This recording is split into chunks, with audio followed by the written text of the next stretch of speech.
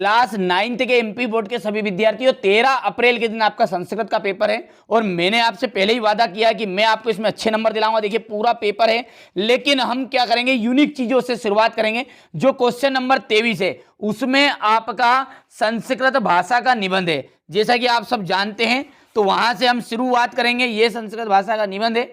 इसके बाद में आपकी जो अवकाश है, ठीक है, ये अवकाश, यहां पर अवकाश भी उपलब्ध है, ठीक है, तो ये आपकी अवकाश है, ठीक है, सब कुछ सॉल्यूशन के साथ प्रोवाइड कराऊंगा। चलिए, तो सबसे पहले संस्कृत भाषा का निबंध को समझेंगे क्वेश्चन नंबर 23 से, ठीक है। देखिए, संस्कृत भाषा अस्माकं देशस्य प्राचीनतमा भाषा अस्ति। संस्कृत भाषा, अस्माकं का मतलब होता है हमारे, देशस्य मतलब देश की, प्राचीनतमा यानी कि पुरानी भाषा है। प्राचीन काले, पुराने समय में, सर्वे एव भारतीय, सर्वे एव भारतीय, प्राचीन काल में सर्वे मीन्स होता सभी, एव मतलब ही, थोड़ा शब्दों का चयन करना, ठीक है, सुनना ध्यान से, भारतीय संस्कृत भाषा में व्यवहार ही करते थे। मतलब पुराने समय में जो सभी लोग थे वो, भारत के जितने भी लोग थे वो संस्कृत भाषा में ही व्यवहार करते थे। कालांतरे, कालांतरे मीन्स होता है समय के साथ, विविधा विभिन्न प्रकार की, प्रांतीय प्रांत राज्यों में, भाषा प्रचलित अवन, जैसे गुजराती, बंगाली, मराठी, ये सभी भाषाएं प्रचलित हुई, ठीक है, समय के साथ विभिन्न प्रांतीय भाषा प्रचलित हुई, अवन हो गया, हुई।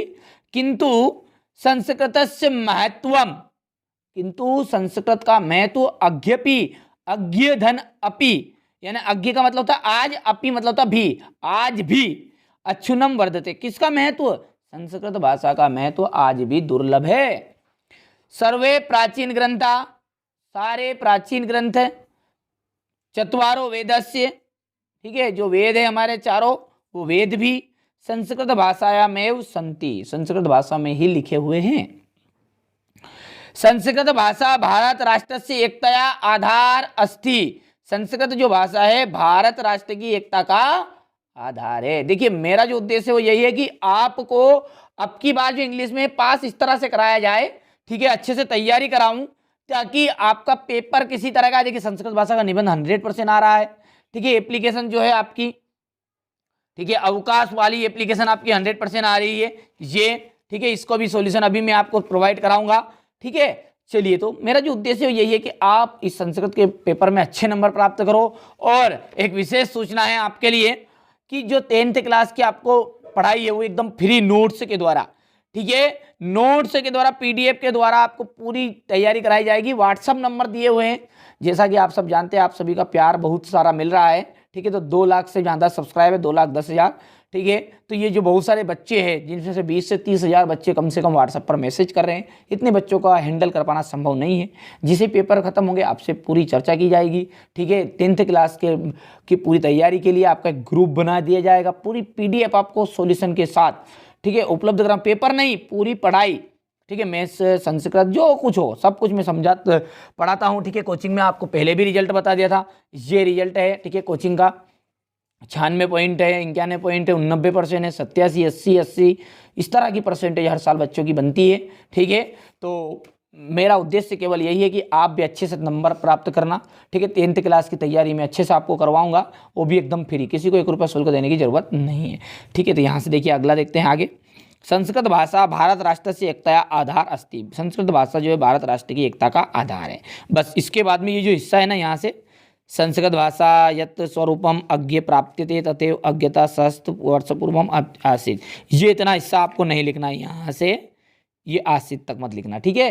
फिर थोड़ा सा नीचे कर देता हूँ, थोड़ा सा छिप गया था, ये यहाँ से ये आसीत् तक नहीं करना, ठीक है, ये एक लाइन मतलब, ठीक है, ये यहाँ से नीचे वाला संस्कृत यत् स्वरूपम अज्ञा, ठीक है, संस्कृत भाषा स्वरूपेण वैज्ञानिक अस्ति, ये कर लेना आप, ठीक है। इतनी सी चीज़ें करनी, यानी कि मैं थोड़ा सा निशान के द्वारा बता भी देता हूँ आपको, ये इतना और ये इतना, ये आपको नहीं करना है, ठीक है।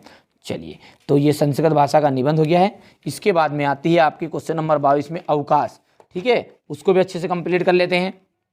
यहाँ से देखिए अवकाश आएगा, ये तरीका है लिखने का, इसी तरीके से आपको लिखना है, ये हेडिंग नहीं लिखना है। यहाँ से आपकी एप्लीकेशन शुरू करना सेवायाम से, सेवायाम मान्य प्राचार्य महोदया, मान्य प्राचार्य महोदय, शासकीय उच्चतर माध्यमिक विद्यालय उज्जैन नगरम मध्य प्रदेश।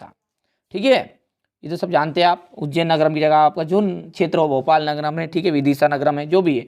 विषय अवकाशार्थम प्रार्थना पत्रम, विषय क्या है? अवकाश प्रार्थना पत्र, छुट्टी की अवकाश के लिए।